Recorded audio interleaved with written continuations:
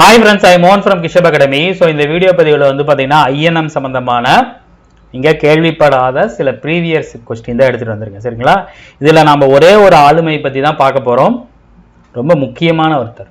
சரிங்களா? இவரை பத்திய புத்தகத்துல ஸ்கூல் புத்தகத்துல பெரும்பாலும் எந்த குறிப்புகளும் இருக்காது. ஆனா இவரை பத்தி கேள்வி அடிக்கடி வந்துகிட்டே இருக்கும். ரீசெண்டா நடந்த குரூப் 1ல வந்து பாத்தீங்கன்னா இவரை பத்தி ஒரு கேள்வி வந்துச்சு. சரியா? அது இல்லாமல் குரூப் 2 குரூப் 4ல அப்பப்போ இவரை பற்றி கேள்விகள் வந்துட்டு தான் இருக்கு. தலைவர்கள் அப்படின்னு நான் ஒரு பிடிஎஃப் கொடுத்துருப்பேன். சரியா? ஒரு ஸ்பெஷல் டாபிக் கொடுத்துருப்பேன். சரியா? அதில் இவரை பற்றி வரும். சரியா? அந்த மாதிரி ஒரு ஆளுமையை தான் பார்க்க போகிறோம். ஃபர்ஸ்ட் கொஸ்டின் வந்து பார்த்தீங்கன்னா பைலாங்குவேஜில் தான் எடுத்துருவேன். இங்கிலீஷ் தமிழ் ரெண்டுலேயுமே இருக்கும். ஃபர்ஸ்ட்டு இங்கிலீஷில் சொல்கிறேன், அதுக்கப்புறம் தமிழில் சொல்கிறேன். August offer was rejected both by Indian National Congress as well as the Muslim League. Even without consulting my colleagues, I declined the offer. Who said the above statement? August கொடை வந்து பாத்தீங்கன்னா இந்திய தேசிய காங்கிரஸ் மற்றும் முஸ்லீம் லீக் ஏற்க மறுத்த நிலையில் என்னுடைய சகாக்களை கலந்தாலோசிக்காமலேயே ஆகஸ்ட் கொடையை நான் நிராகரிக்கிறேன் என்று கூறியவர் யாருன்னு வந்து பாத்தீங்கன்னா யாரு? Very good, Maulana Abdul Kalam Azad. சரிங்களா? அதாவது இந்த செகண்ட் வேர்ல்டு வார்ல வந்து பாத்தீங்கன்னா இந்தியா இறங்கிறதுக்கு முன்னாடி என்ன பண்ணிடுவாங்க அப்படின்னா இந்த லின்லித்கோ பிரபு வந்து பாத்தீங்கன்னா 1940களில் நம்மளோட இந்தியா வந்து பாத்தீங்கன்னா 40ல வந்து பாத்தீங்கன்னா இந்தியாவை ஈடுபடுத்திடுவார். ஸோ இந்தியா வந்து பாத்தீங்கன்னா நம்ம இது பண்ணோம், கொஞ்சம் கரெக்ட் பண்ணாதான் வந்து பாத்தீங்கன்னா அந்த போர்ல கலந்துக்க முடியும்னு அவருக்கு அழுத்தம் வந்ததுனால லின்லித்கோ பிரபு என்ன பண்ணுவாரு, ஆகஸ்ட் கொடை அப்படிங்கிறத ஒன்று அனௌன்ஸ் பண்ணுவாங்க. அதாவது போர் முடிஞ்சதுக்கு அப்புறம் உங்களுக்கு டொமினியன் அந்தஸ்து நான் வழங்குறோம். அதுல வந்து பாத்தீங்கன்னா சுயாட்சி விடுதலை அப்படிங்கிறத பத்தி எந்த கருத்துமே இருக்காது. ஜவஹர்லால் நேரு அவர்கள் வந்து பாத்தீங்கன்னா இதையே சொல்லும் போது இந்த வரைவை நான் வாசிக்கும் போது கடுமையான மன அழுத்தத்திற்கு உள்ளானேன் அப்படின்னு சொல்லியிருப்பார் ஜவஹர்லால் நேரு. சரிங்களா? அதை தொடர்ந்து வந்து பாத்தீங்கன்னா கிரிப்ஸ் தூதுக்குழு வரும். கிரிப்ஸ் தூதுக்குழுவோட அந்த இதை வந்து பாத்தீங்கன்னா காந்தியடிகள் என்ன சொல்லுவாருன்னா, நான் இந்த மாதிரி வந்து திவாலாகி கொண்டிருக்கும் வங்கியின் பின்தேதியிட்ட காசோலை அப்படின்னு வந்து சொல்லியிருப்பார். யாரு? காந்தியடிகள். கிரிப்ஸ் தூதுக்குழுவ ஆகஸ்ட் கொடையை பத்தி சொல்லும் போது மௌலானா அப்துல் கலாம் ஆசாத் என்ன சொல்லியிருக்காரு, என்னுடைய சகாக்களை கலந்து ஆலோசிக்காமல். அவரோட சகாக்கள்னா ஆக்சுவலா அவர் வந்து பாத்தீங்கன்னா நேரு கூட, நேதாஜி கூட, காந்தி கூட, எல்லாத்து கூடயும் பயங்கர க்ளோஸா இருப்பார். முஸ்லீம் லீக் வந்து பாத்தீங்கன்னா இவர் கிலாபத் இயக்கத்தை தான் ஆதரிச்சிருப்பாரு. முஸ்லீம் லீக்கோட பிரிவினை இவருக்கு பிடிக்காது. ஸோ ஜின்னாவுக்கும் இவருக்கு வந்து பாத்தீங்கன்னா நிறைய கருத்து வேறுபாடுகள் இருக்கும். அதே சமயம் அம்பேத்கரோடையும் க்ளோஸா இருப்பாரு, ஜவஹர்லால் நேரோடையும் க்ளோஸா இருப்பாரு, காந்தியடிகள்டையும் க்ளோஸா இருப்பாரு. ரொம்ப சின்ன வயசுலயே வந்து பாத்தீங்கன்னா காங்கிரஸ் இதெல்லாம் வந்திருப்பார். சரியா? ஸோ இதுல வந்து பாத்தீங்கன்னா நம்ம ரெண்டு தகவல் தெரிஞ்சுக்கலாம். ஆகஸ்ட் கொடையை பத்தி ஜவஹர்லால் நேரு ஒன்று சொல்லியிருக்காரு, மௌலானா அப்துல் கலாம் இந்த மாதிரி ஒரு ஆஃபரை ஒரு ஸ்டேட்மெண்ட்டை சொல்லியிருக்காரு. சரியா? இதே மாதிரி அடுத்த கொஸ்டின் பார்ப்போம். ஸோ மௌலானா அப்துல் கலாம் ஆசாத் வந்து பாத்தீங்கன்னா அல் ஹிலால் என்னும் வாரப்பத்திரிகை வெளியிட்டது யாருன்னு கேட்டிருக்காங்க. அல் ஹிலால் இது வந்து பாத்தீங்கன்னா அடிக்கடி டிஎன்பிசி தேர்வுகள்ல குரூப் 1ல கேட்கப்பட்ட கேள்வி, யூபிஎஸ்சிலையும் கேட்டிருக்காங்க. அவர் வந்து பாத்தீங்கன்னா நிறைய பத்திரிகைகள் நடத்திருப்பார். நான் அப்துல் கலாம் இந்த ப்ரீவியஸ் இயர் கொஸ்டின் முடிஞ்சதுக்கு அப்புறம் இல்ல முடிஞ்சதுக்கு முன்னாடி வந்து பாத்தீங்கன்னா உங்களுக்கு நான் ஒரு வீடியோ அப்லோட் பண்றேன். அது வந்து பாத்தீங்கன்னா ஸ்பெஷல் டாபிக் ஐஎன்எம்ல அபுல் கலாம் ஆசாத்தை பத்தி இருக்கும். ஸோ உங்களுக்கு தலைவர்கள் அவர் வந்திருப்பாரு. அது இல்லாம அதுல மிஸ் ஆன தகவல்கள் வந்து பாத்தீங்கன்னா இதுல உங்களுக்கு வந்திருக்கும். இதை தாண்டி அப்துல் கலாம் ஆசாத்தை பத்தி கேட்கறதுக்கான கேள்விகள் இல்லை. ஒருவேளை கேட்டாலும் நாம இந்த கூற்றலா வச்சு கெஸ் பண்ணி போட்டுற முடியும். ஸோ அவர் வந்து பாத்தீங்கன்னா ஒரு 3-4 பத்திரிகை நடத்திருப்பார். அதில் ரொம்ப முக்கியமானது வந்து பாத்தீங்கன்னா அல் ஹிலால். ஸோ அல் ஹிலால் பத்திரிகை நடத்தியது யாரு? அபுல் கலாம் ஆசாத். ஸோ அல் ஹிலால் சொல்லணும்னா 1912 கல்கத்தாவில் அல் ஹிலால் உருது அப்படிங்கிற ஒரு உருது பத்திரிகை. இது என்னது? வார இதழ், அதோட உருது, இது ரெண்டுமே முக்கியம். எந்த பத்திரிகையும் கூட கேள்வி வரலாம். இவர் என்ன பண்றாரு, அந்த பத்திரிகை இது பண்ணி நடத்திட்டு இருக்கும்போது ஒரு 2 வருஷத்துல ஆங்கிலேயர் என்ன பண்ணிடுவாங்க, அந்த பத்திரிகை வந்து தடை பண்ணிவிடுவாங்க. பத்திரிகை தடை சட்டம் 1910 வரும் இல்லையா? அந்த பத்திரிகை தடை சட்டத்தின் பிரகாரம் இவருக்கு வந்து இந்த பத்திரிகையை வந்து நிறுத்திவிடுவாங்க. அது நிறுத்தினதுக்கு அப்புறம் மறுபடியும் ஒரு பத்திரிகை தொடர்ந்துங்குவாரு. அதோட பேர் வந்து பாத்தீங்கன்னா அல் பலாக் அப்படிங்கிற ஒரு பத்திரிகை. ஸோ அல் ஹிலால், அல் பலாக் ரெண்டுமே வந்து பாத்தீங்கன்னா அபுல் கலாம் ஆசாத் அவர்கள் தொடங்கிய ஒரு பத்திரிகை. சரியா? இந்த அல் பலாக் வந்து பாத்தீங்கன்னா வாரப்பத்திரிகை அப்படிங்கிறது எனக்கு சரியான தகவல் இல்லை, வரும்போது உங்களுக்கு நான் சொல்றேன். அதையும் வந்து பாத்தீங்கன்னா ஒரே வருஷம் 1914 ஆரம்பிப்பாரு, 16லயே மூடிவிடுவாங்க. ஏன் அப்படின்னா இவர் இந்த பத்திரிகையை தொடங்கி ஆங்கிலேயர்ல கடுமையா விமர்சிப்பார், அவங்களால பொறுத்து கொள்ள முடியாத அளவுக்கு விமர்சிப்பார். சரியா, அதையும் இந்திய பாதுகாப்பு ஒழுங்குமுறை சட்டம், சரியா, அந்த சட்டத்தின் கீழே என்ன பண்ணி போடுவாங்க, அந்த பத்திரிகையும் தடை செஞ்சிருவாங்க. ஸோ இவர் நடத்திய 2 முக்கியமான பத்திரிகைகள் என்னன்னு வந்து பாத்தீங்கன்னா அல் ஹிலால், அல் பலாக். இது எது ஃபர்ஸ்ட் அப்படின்னு கேட்டாங்க அப்படின்னா கால வரிசையும் நான் உங்களுக்கு கொடுக்குறேன். அவரு அந்த ஸ்பெஷல் டாபிக்ல நான் சொல்றேன் இல்லையா, அதுல சில வருஷங்கள்லாம் போட்டிருப்பேன், அந்த வருஷத்தை நோட் பண்ணிங்க. கால வரிசை கேட்டா கூட முக்கியம். இதுல வந்து பாத்தீங்கன்னா அல் ஹிலாலுக்கு அப்புறம் அல் பலாக் அப்படிங்கிறத நான் வச்சுங்க. இதை ரெண்டை வச்சு கூட நம்ம போட்டலாம். சரியா, சோ அடுத்த கேள்வி வந்து பாத்தீங்கன்னா இந்தியா வின்ஸ் ஃப்ரீடம். ஸோ நம்ம யாரை பத்தி பார்த்துட்டு இருக்கோம், அபுல் கலாம் ஆசாத்தை பத்தி பார்த்துருக்கனால இதுவும் இந்த இந்தியா வின்ஸ் ஃப்ரீடம் அப்படிங்கிறதால நூல் தான். சரியா, அவர் எழுதிய பத்திரிகை இல்ல, நூல். சரியா, இந்தியா வின்ஸ் ஃப்ரீடம் அப்படிங்கிறது வந்து பாத்தீங்கன்னா அவர் அரசியல் வாழ்வை பற்றியது. அவர் வந்து பாத்தீங்கன்னா ஒரு 3-4 முக்கியமான பத்திரிகை நூல்களை எழுதியிருப்பாரு. அதுல இந்தியா வின்ஸ் ஃப்ரீடம் ஒண்ணு, தஷ்கிரிதா அப்படிங்கிறது அவரோட சுயசரிதை. அது இல்லாம இன்னும் 2-3 எழுதியிருப்பாரு. அதை பத்தியான தெளிவான விரிவான தகவல்கள் வந்து பாத்தீங்கன்னா அந்த ஸ்பெஷல் டாபிக் வரும். இப்போதைக்கு இதை மட்டும் நான் வச்சுங்க. ஸோ அல் பலாக்கு, அல் ஹிலாலு, இந்தியா வின்ஸ் ஃப்ரீடம், தாஷ்கிரா, இது எல்லாமே மௌலானா அப்துல் கலாம் ஆசாத். அது 2 பத்திரிகைகள், இது 2 வந்து பாத்தீங்கன்னா இவரோட நூல்கள். சரியா, டுவர்ட்ஸ் ஃப்ரீடம் அப்படின்னு ஒரு பத்திரிகை, ஒரு நூல் இருக்கும். அதெல்லாம் வந்து பாத்தீங்கன்னா ஜவஹர்லால் நேரு அவர்கள் எழுதியது.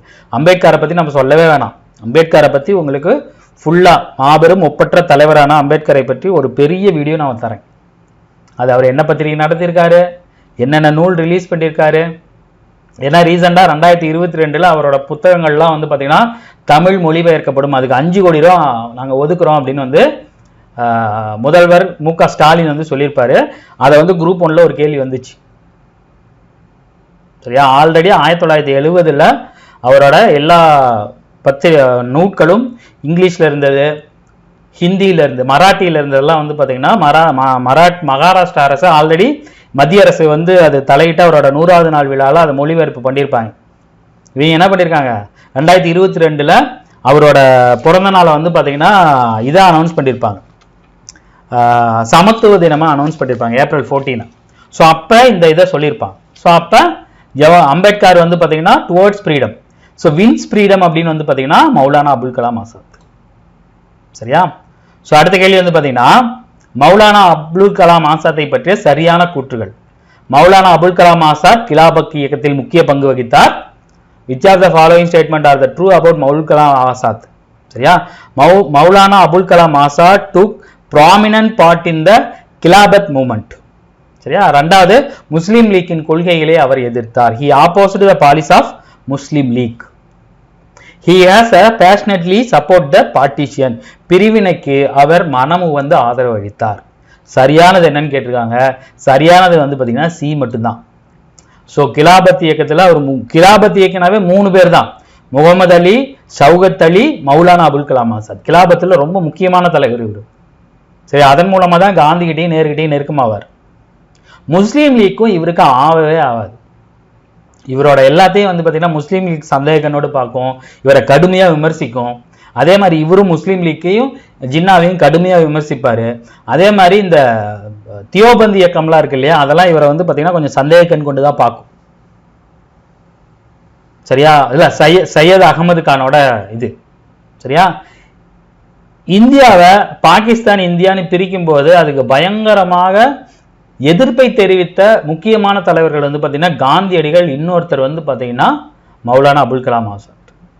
பயங்கரமா கண்டிச்சிருப்பாரு.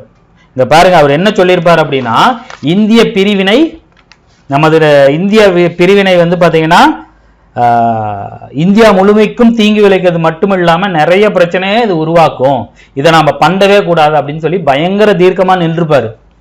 ஆனா காந்தியடி நடக்கிற வன்முறைகள் வந்து என்ன பண்றோம், காந்தியடிகளையும் மௌலானா அபுல் கலாம் ஆசாத்தையும் வந்து பாத்தீங்கன்னா அந்த இதை விட்டு தள்ளி, ஏன்னா வேற வழியே இல்லை, கையை மீறி போயிடுச்சு அப்படிங்கிறப்பதான் பிரிவினை நடக்கும். ஸோ காந்தியோட இந்திய பிரிவினையை கடுமையாக எதிர்த்தவர் யாருன்னு வந்து பாத்தீங்கன்னா மௌலானா அபுல் கலாம் ஆசாத். நிறைய விஷயம் சொல்லியிருப்பாரு. ஏன் மௌலானா அபுல் கலாம் ஆசாத் இவ்வளவு ரொம்ப முக்கியமான ஒரு தலைவர்னு வந்து பாத்தீங்கன்னா, இவர் இந்தியாவோட முதல் கல்வி அமைச்சர் மட்டும் இல்ல. இன்னொரு ஷாக்கிங்கான தகவல் என்னன்னா, 1945 வரைக்கும் 36ல இருந்து 45 வரைக்கும் வந்து பாத்தீங்கன்னா இவரு தான் தலைவராக இருந்திருப்பார், காங்கிரஸ் தலைவர். சரியா? ரொம்ப நீண்ட கால தலைவராக இருந்தது இவர் தான். இவரோட தலைமையில தான் தற்கால அரசு வந்து அமையறதா இருக்கும். அவர் என்ன பண்ணுவார், அவரா வந்து ராஜினாமா பண்ணிட்டு நேருவோட பெயரை சஜஸ்ட் பண்ணிருப்பார்.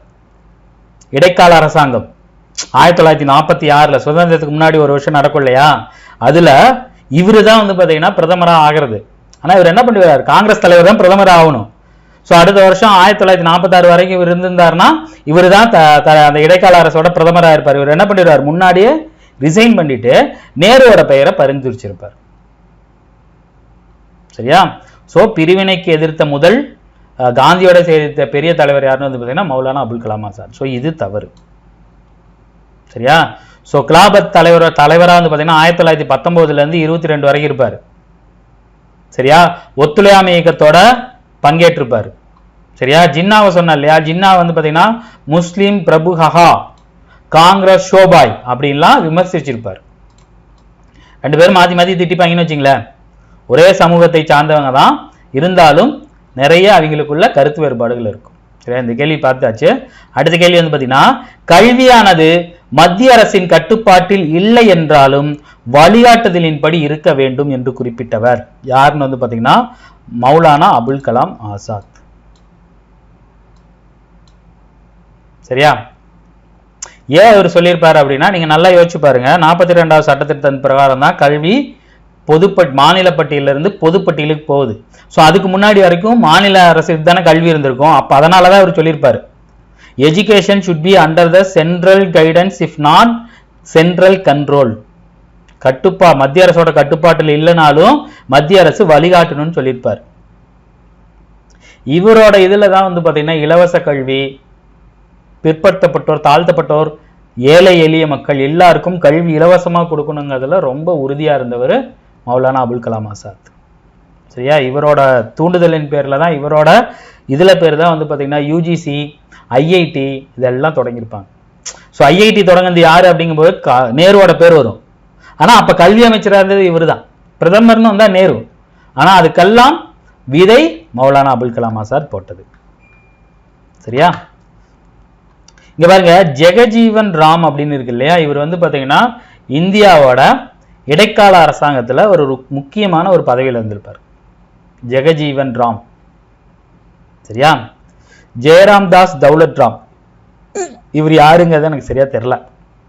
நிறைய விஷயம் நமக்கு தெரியாது, பட் இருந்தாலும் சிலபஸ்ல இருக்கிறது இதுக்கு முன்னாடி கேள்வியில் வந்து தான் பார்த்துக்க முடியும். சரியா? ஜெகஜீவன் ராம் வந்து பாத்தீங்கன்னா காந்தியடிகளோட இடைக்கால அரசாங்கம் ஜவஹர்லால் நேருவோட இடைக்கால அரசாங்கம் 1946 செப்டம்பர் 2 அமைச்சிருப்பாங்க இல்லையா, அதுல வந்து தொழிலாளர் துறையோட அமைச்சர் யாருன்னு வந்து பாத்தீங்கன்னா ஜெகஜீவன் ராம். அம்பேத்கரை பத்தி உங்களுக்கு தெரியும், சட்டமேதை, வரைவு குழுவின் தலைவர், இந்தியாவின் முதல் சட்டத்துறை அமைச்சராக இருந்திருப்பார்.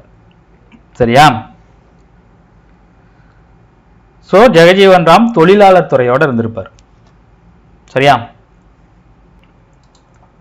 ஸோ இவர் நிர்ணய சபையிலும் இருந்ததற்கான வாய்ப்புகள் இருக்கு. அரசியலமைப்போட நிர்ணய சபையில இவங்க 2 பேரும் இருந்திருக்கலாம். சரியா? ஸோ இந்தியாவின் முதல் கல்வி அமைச்சராக கிராமப்புற ஏழைகள் மற்றும் சிறுமிகளுக்கு கல்வி கற்பதில் முக்கியத்துவம் அளித்தவர் யாரு, அபுல் கலாம் ஆசாத். மத்திய கல்வி ஆலோசனை வாரியத்தின் தலைவராக இருந்து வயது வந்தோருக்கான கல்வி அறிவு, உலகளாவிய தொடக்க கல்வி, 14 வயது வரையிலான அனைத்து குழந்தைகளுக்கும் இலவச மற்றும் கட்டாய கல்வி, பெண் கல்வி, இடைநிலை கல்வி, தொழில் பயிற்சி, இந்த மாதிரி நிறைய விஷயத்துக்கு அச்சாரம் போட்டவர் யாரு, அபுல் கலாம் ஆசாத். சரியா? ஸோ இது ஒரு காமன் நேரம் தான் வீடியோ. உங்களுக்கு வந்து பார்த்தீங்கன்னா கிட்டத்தட்ட ஒரு 5 கொஸ்டின் எடுத்துட்டு வந்திருப்பேன். 5 கொஸ்டினும் கண்டிப்பா நீங்க கேள்விப்படாத கொஸ்டினா தான் இருக்கும். சரியா? இதுக்கப்புறம் வந்து பார்த்தீங்கன்னா இவரோட தனிப்பட்ட ஸ்பெஷல் டாபிக்ல ஐஎன்எம்ல ஒரு பெரிய டாபிக் கொடுக்குறேன். அதுல மேக்சிமம் எல்லா பாயிண்டும் கவர் ஆயிடும். அதை தாண்டி அபுல் கலாம் ஆசாத்தை பத்தி கேட்கறதுக்கான வாய்ப்புகள் குறைவு. சரியா? நம்ம போறது ஸ்பெஷல் டாபிக் எல்லாமே புத்தகத்துல மேக்சிமம் கவராத டாபிக் தான் போட்டுருவேன். தயவு செய்து எல்லாம் படிச்சீங்க. அதோட பிடிஎஃப்லாம் உங்களுக்கு நான் இதில் சென்ட் பண்ணுறேன். சரியா? ஸோ இந்த வீடியோ பதிவு உங்களுக்கு பயனுள்ளதாக இருக்கும்னு நினைக்கிறேன். இதே மாதிரி அடுத்த ஒரு வீடியோ பதிவில் நான் உங்களை மீட் பண்ணுறேன்.